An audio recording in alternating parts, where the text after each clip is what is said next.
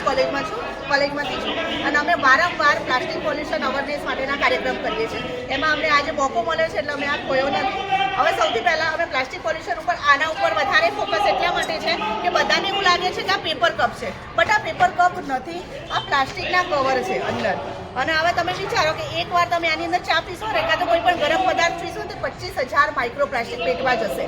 એટલે ધીરે ધીરે 52 પ્રકારના જે કેન્સર છે થવાની શક્યતા એની અંદર રહે છે. એની જગ્યાએ આપણા પાસે અવેલેબલ બહુ બધા ઓપ્શન છે, બરાબર. માની લો કે આપણે ક્યાંય જઈએ છીએ ને આમાંથી કોઈ પણ ઓપ્શન અવેલેબલ નથી, આપણે ક્યાંય ગયા છે અને આમાંથી કોઈ પણ ઓપ્શન આપણા પાસે અવેલેબલ નથી, તો અમે એક બીજો ઓપ્શન પણ લાયા છે. આ ડબ્બી છે, આ ગ્લાસ છે, કે તમે આને ફોલ્ડિંગ કરશો એટલે તમારી આ કવર થઈ જશે, એટલે તમે કેરી પણ ઇઝીલી તમે કરી શકો છો. એના પછી સ્ટ્રો છે, ચમચી છે, તમે ગરમ માઇક્રો પ્લાસ્ટિક પેટમાં જશે, આ તમે શું કરશો સીધા નાખી દેશો એટલે એનું રિસાયકલિંગ નહીં થઈ શકે. એની જગ્યાએ હવે તો આપણા પાસે સ્ટીલની સ્ટ્રો પણ અવેલેબલ છે, એટલે તમે ગાડીમાં એક્ટિવામાં કોઈ પણ જગ્યાએ કેરી કરીને ઇઝીલી રાખી શકો છો. એના પછી બોલપેન, આપણો ઉદ્દેશ એવો છે કે જેમ બને પ્લાસ્ટિકનો ઉપયોગ આપણે કેવી રીતે જીવન દરમિયાન અથવા તો ઓછો કરી શકીએ. તો અમે એક આ વેસ્ટેજ જે પેપર છે એમાંથી બોલપેન આ બનાવી છે. વેસ્ટેજ પેપર હોય ને એમાંથી અંદર આવશે. પછી આગળ આ એટલા માટે અમે મૂક્યું છે કે તમે છે ને આને ગમે ત્યારે કોઈ પણ જગ્યાએ લગ્ન પ્રસંગમાં જઈને આપણે એને તોડીને એટલે સીધું આમ કરીને તોડી એટલે આનો જે નીચેનો ટુકડો છે ને આપણે નીચે નાખી દઈએ છીએ એટલે માઇક્રોપ્લાસ્ટિકમાં કન્વર્ટ થશે, દરિયામાં જશે, ટ્રેન સિસ્ટમના બધાને ઇફેક્ટ કરશે. એની જગ્યાએ લગ્ન પ્રસંગમાં લૂઝ રાખીએ તેટલું પ્લાસ્ટિકનો આપણે યુઝ ઓછો કરી શકીએ. એના પછી આપણે હંમેશા એવું કરીએ છીએ કે આને આમ કરીને કટ કરીએ છીએ, આમ કાં તો દૂધની થેલી હોય તો એને આમ કરી દઈએ છીએ એટલે આ નાનો ટુકડો ક્યાં જશે ખબર નહીં, રિસાયકલિંગમાં નથી જવાનું. 145 કરોડનો દેશ, 145 કરોડના દેશમાં 145 કરોડ કટકા ક્યાં જશે કોઈને નથી ખબર. એની જગ્યાએ આપણે આને આવી રીતે ખોલીએ તો પડીકા ના જ ખવાય પણ થાય છે એના માટે આવી રીતે ખોલીએ, કાં તો જે દૂધની થેલી છે કાં તો છાશની થેલી છે ને આવી રીતે કટ કરીએ એટલે આખું રિસાયકલિંગમાં જશે એની.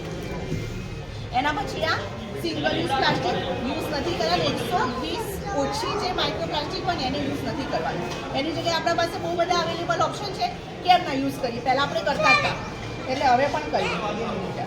એના પછી આ પણ રિસાયકલિંગમાં નથી જતું, પેપર ડીશ નથી એકચ્યુઅલી, આ ઉપર પ્લાસ્ટિક છે એટલે રિસાયકલિંગમાં નથી જતું એટલે બહુ મોટું નુકસાનકારક છે. એની જગ્યાએ આપણા પાસે બહુ બધા અવેલેબલ ઓપ્શન છે. હવે તો બુફેમાં પણ આવી ડીશો, અમે ઊંઝામાં પણ એક પ્રયોગ કર્યો હતો કે લગ્નના પ્રસંગમાં પણ આવી ડીશોનો યુઝ કર્યો છે એક સરે, તો આવી ડીશોનો પણ યુઝ કરી શકીએ. લીલો કચરો એમને નાખવાની જગ્યાએ એને કમ્પોસ્ટ બનાવી શકીએ તો આપણે નાના ગાર્ડન એરિયા છે એમાં તમે કમ્પોસ્ટ આરામથી યુઝ કરી શકો અને વધારે સારું તમે ઉત્પાદન પણ મળશે.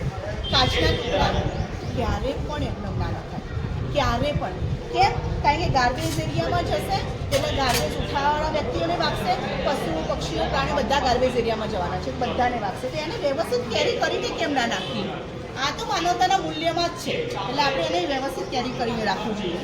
પાર્સલ છે તો પાર્સલના ડબ્બામાં આનો ઉપયોગ કરીશું તો માઇક્રો પ્લાસ્ટિક જશે. એની જગ્યાએ આવો ડબ્બો યુઝ કરી ઘરેથી જ લઈ જઈ શકીએ અથવા તો હવે તો આવા ડબ્બા પણ મળે છે. આ ડબ્બાને કશું જ નહીં થાય, આ ડબ્બો પણ મળે છે, આખો પેક થઈ જશે અને 3 થી 4 કલાક સુધી કશું જ નહીં થાય તમે અંદર મૂકશો. પછી પ્લાસ્ટિકની ગળણીનો પણ યુઝ ના કરીએ, એની જગ્યાએ સ્ટીલની ગળણીનો યુઝ કરીએ, રબરનો પણ બને ત્યાં સુધી યુઝ ઓછો કરીએ, એની જગ્યાએ સુતરીનો ઉપયોગ કરીએ, બરાબર.